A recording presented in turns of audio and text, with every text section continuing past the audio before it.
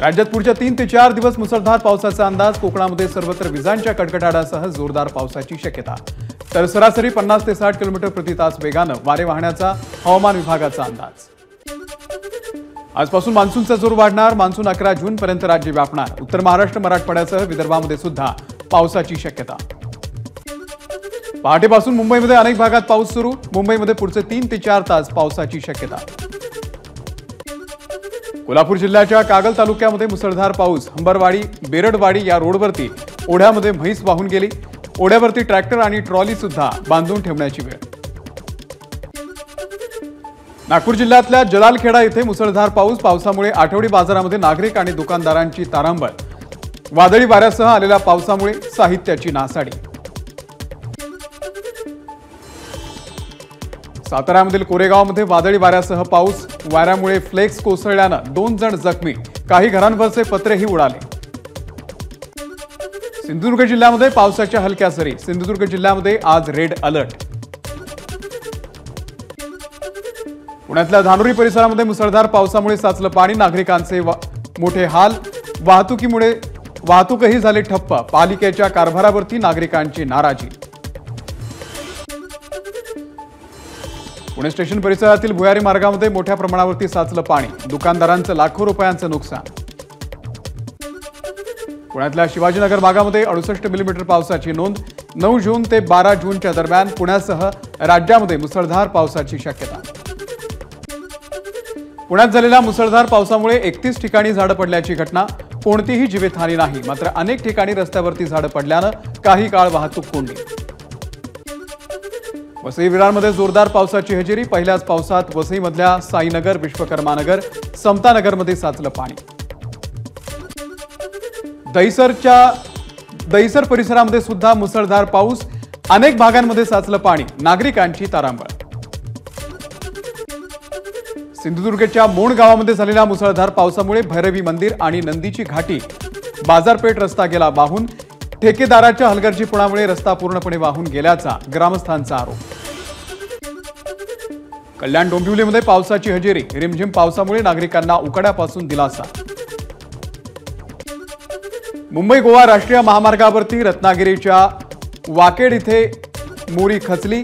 यामध्ये बंपरचं मोठ्या प्रमाणावरती नुकसान। ग्रामस्थ रस्त्यावरती उभे राहून वाहन चालकांना करतायत सूचना।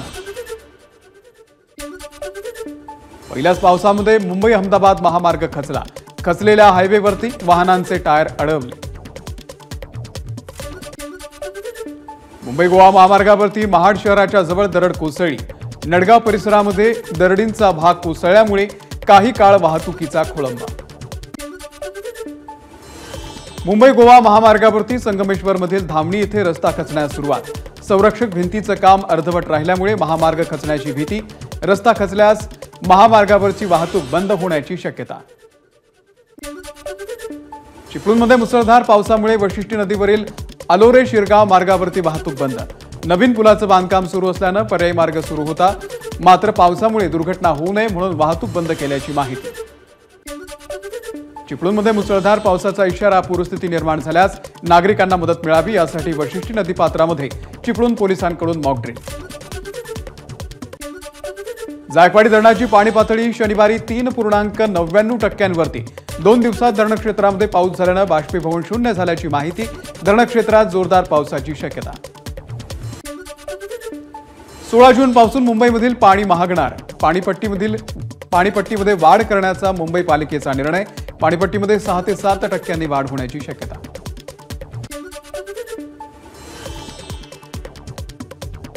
पुणे ते लोणावळ्याच्या दरम्यान आज मेगा ब्लॉक। इन्फ्रास्ट्रक्चरच्या देखभालीसाठी घेण्यात येणार ब्लॉक। ब्लॉकमुळे अप आणि डाऊन दिशेच्या डेक्कन क्वीन, डेक्कन एक्सप्रेस या गाड्या रद्द।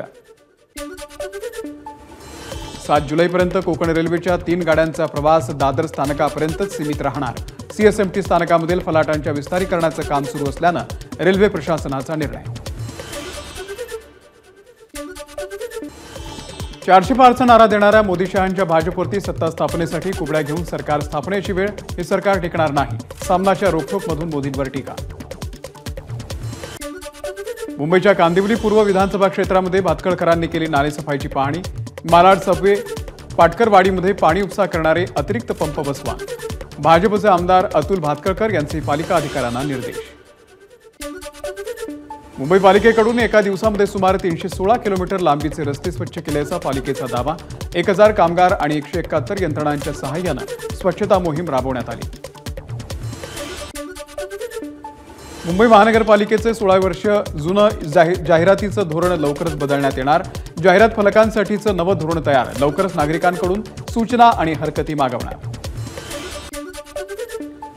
नाशिक जिल्ह्यामध्ये खतांचा काळा बाजार रोखण्यासाठी 17 भरारी पथकं तैनात. दुष्काळामुळे खतांचा पुरवठा पुरेसा वापर न झाल्यानं खरीप हंगामासाठी मुबलक साठा शिल्लक.